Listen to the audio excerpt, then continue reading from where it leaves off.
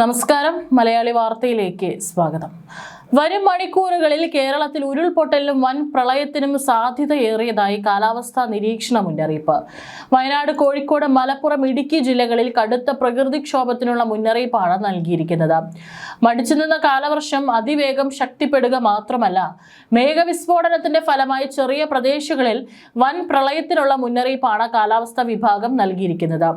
വയനാട്, കോഴിക്കോട്, മലപ്പുറം ഉൾപ്പെടെ വിവിധ ജില്ലകളിലാണ് കേന്ദ്ര കാലാവസ്ഥാ വകുപ്പ് ഓറഞ്ച് അലേർട്ട് പ്രഖ്യാപിച്ചിരിക്കുന്നത്. ഇടുക്കി, പാലക്കാട്, തൃശൂർ ജില്ലകളിൽ കൂടി യെല്ലോ അലേർട്ട് പുറപ്പെടുവിച്ചിട്ടുണ്ട്.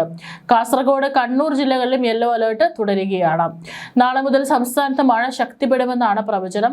തെക്കൻ ഗുജറാത്ത് തീരം മുതൽ മധ്യ കേരളം തീരം വരെ സമുദ്രനിരപ്പിൽ തീരദേശ ന്യൂനമർദ്ദപാത്തി തുടരുന്നതാണ് മഴ സാധ്യത വർദ്ധിപ്പിക്കുന്നത്. കേരള, കർണാടക, ലക്ഷദ്വീപ് തീരങ്ങളിലും മത്സ്യബന്ധനം ഒഴിവാക്കാനും നിർദ്ദേശമുണ്ട്. കുറഞ്ഞ സമയം കൊണ്ട് വലിയ മഴയുണ്ടാകുന്ന പ്രവണതയാണ് അപകടകരമായത്. മലവെള്ളപ്പാച്ചിലും മിന്നൽ പ്രളയങ്ങളും സൃഷ്ടിച്ചേക്കാം. നഗരപ്രദേശങ്ങളിലും പൊതുവെ താഴ്ന്ന പ്രദേശങ്ങളിലും വെള്ളക്കെട്ട് രൂപപ്പെടാനും സാധ്യതയുണ്ട്. മഴ തുടരുന്ന സാഹചര്യം മണ്ണിടിച്ചിലും ഉരുൾപൊട്ടലും സൃഷ്ടിച്ചേക്കാം.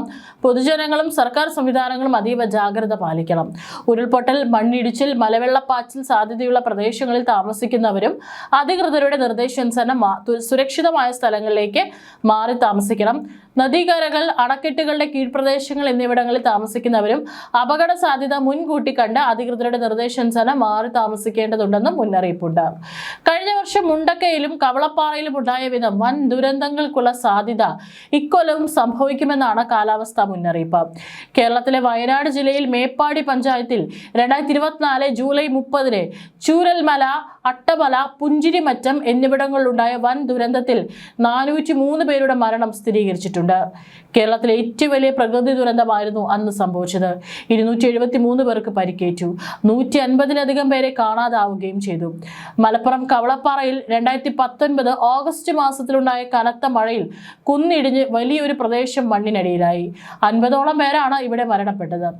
വയനാട്ടിലെ പുത്തുമലയിൽ 2019-ലുണ്ടായ മലയിടിച്ചിലിൽ നിരവധി പേർ ഒലിച്ചു പോവുകയും വലിയ ഭൂപ്രദേശം മലവെള്ളപ്പാച്ചിലിൽ അപ്രത്യക്ഷമാവുകയും ചെയ്തു. മൂന്നാർ പെട്ടിമുടിയിൽ 2020 ഓഗസ്റ്റ് മാസത്തിലുണ്ടായ ഉരുൾപൊട്ടൽ ലയങ്ങൾ പൂർണ്ണമായും തകർത്തു. 70-ലധികം തോട്ടം തൊഴിലാളികളാണ് ഇവിടെ ദുരന്തത്തിനിരയായത്.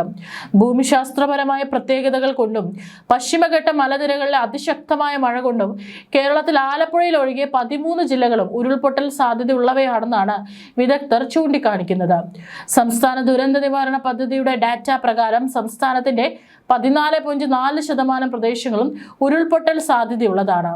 കേരളത്തിന്റെ 48% ഭൂപ്രദേശവും മലനാടാണ്.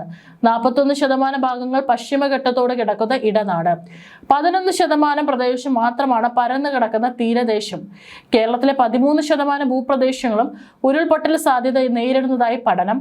മിഷിഗൺ ടെക്നോളജിക്കൽ യൂണിവേഴ്സിറ്റിയും പൂനെയിലെ ഇന്ത്യൻ ഇൻസ്റ്റിറ്റ്യൂട്ട് ഓഫ് ട്രോപ്പിക്കൽ മെറ്റീരിയോളജിയുമായി ചേർന്ന Kerala university of fisheries and ocean sciences artificial intelligence സഹായത്തോടെ നടത്തിയ പഠനത്തിലാണ് സുപ്രധാന കണ്ടെത്തൽ.